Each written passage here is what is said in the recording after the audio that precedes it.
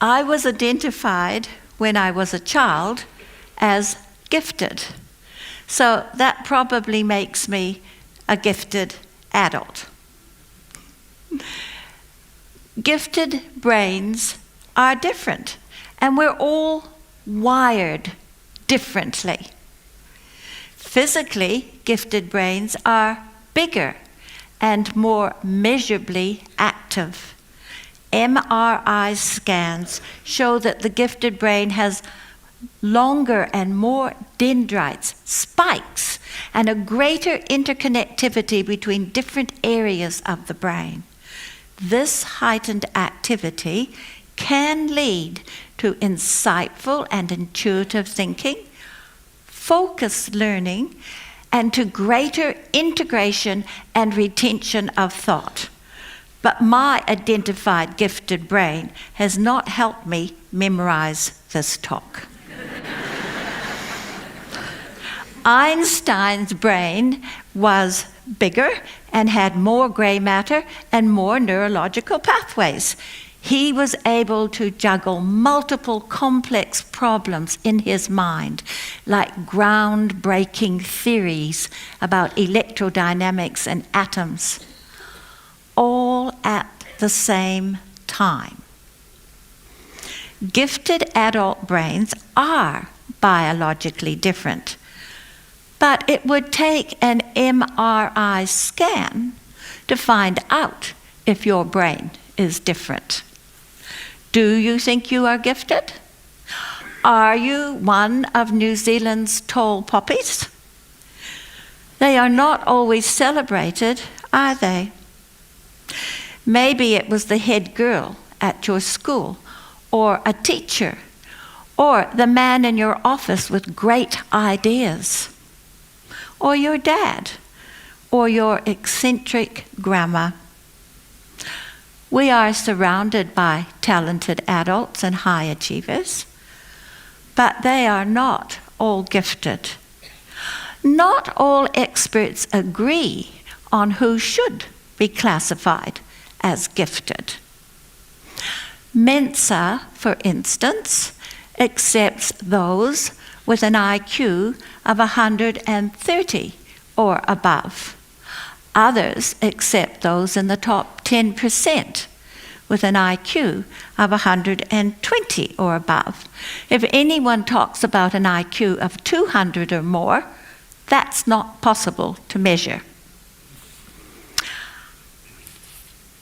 How do you know you are gifted if you don't take a test? My esteemed colleague and friend Ann Roper says, giftedness is more that the intellect has as an emotional pathway. Gifted adults can be vulnerable. We may not recognize the magnified intellectual capacities of the gifted brain, and we may not recognize the greater magnification of the emotional capacities of the gifted brain. Gifted adults do need full understanding and compassion from others. It is not always easy to be gifted. I remember school as being fun. There was lots of new information and knowledge to explore. University was awful. I was 16, and I enrolled to study medicine. But after just memorizing things for 3 years, I quit. Others around me seemed stimulated, and I wasn't. I felt there was something wrong with me, and it felt like nobody cared. Then I met a man who said he loved me, so I followed him to New Zealand. After arriving here, I met another man, and I married him instead.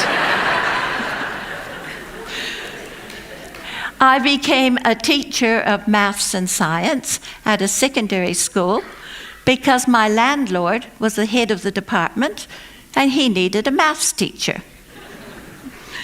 Then I discovered I would get more money if I became a proper teacher.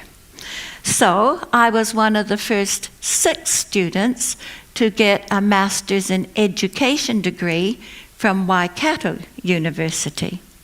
During this time, I discovered psychology, and I qualified as a registered psychologist.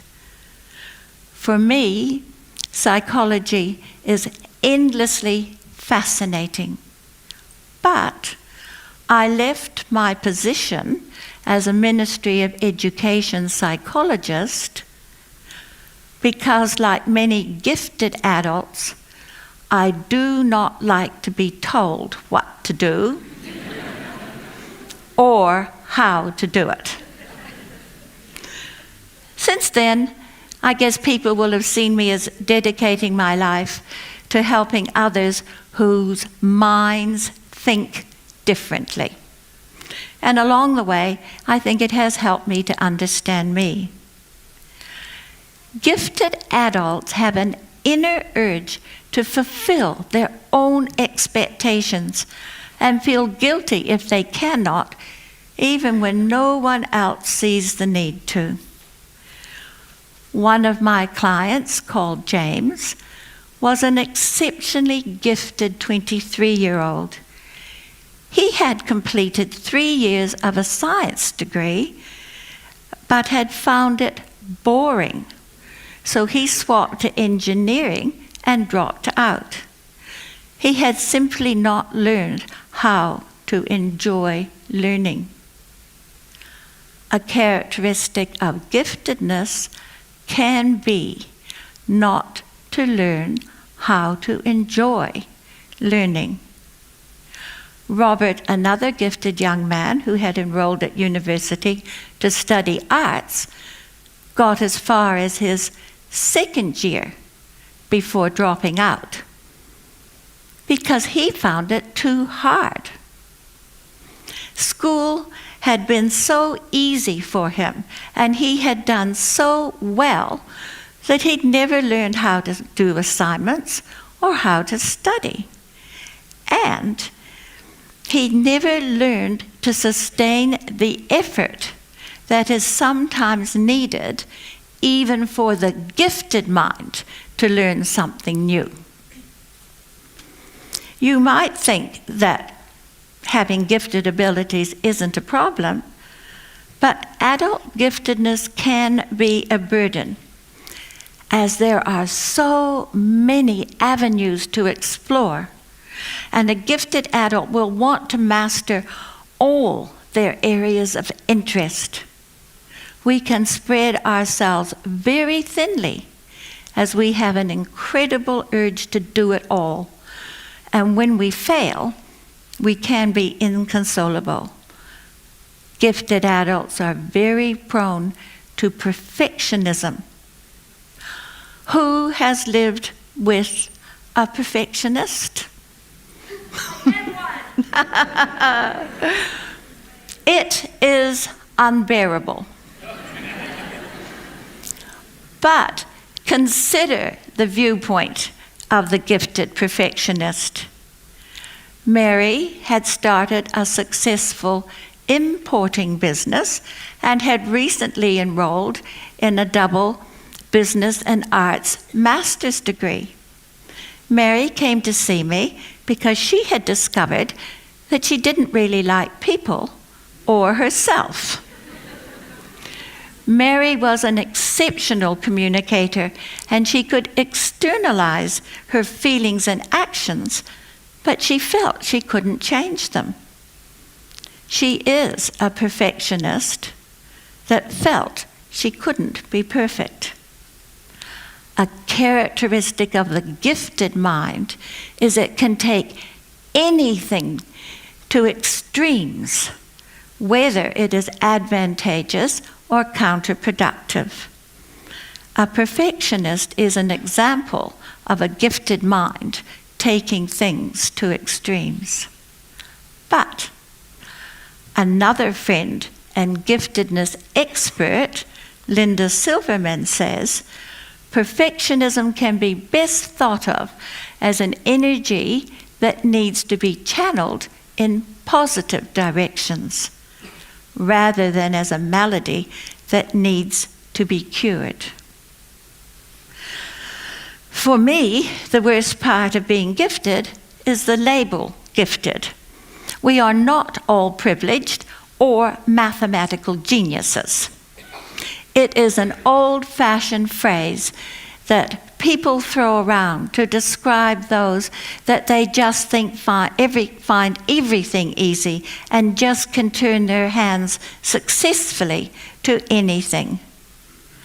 Being gifted is as much about understanding our emotional urges as our intellectual ones. I think there is a growing interest in giftedness and a growing awareness and appreciation of multiple intelligences that are unique, individual ways of exhibiting giftedness.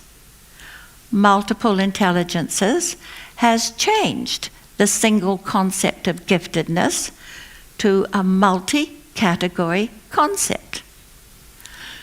You can be verbally gifted, visually gifted, mathematically gifted, musically gifted, gifted in sports, or gifted in many other ways.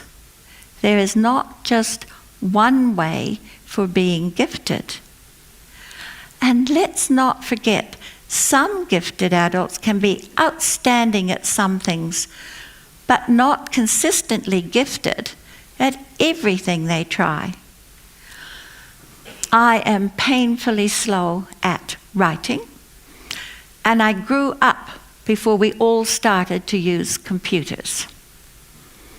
Furthermore, there is a significant proportion of gifted adults who are outstandingly good at something, but outstandingly weak at something else. They are known as 2E, twice exceptional.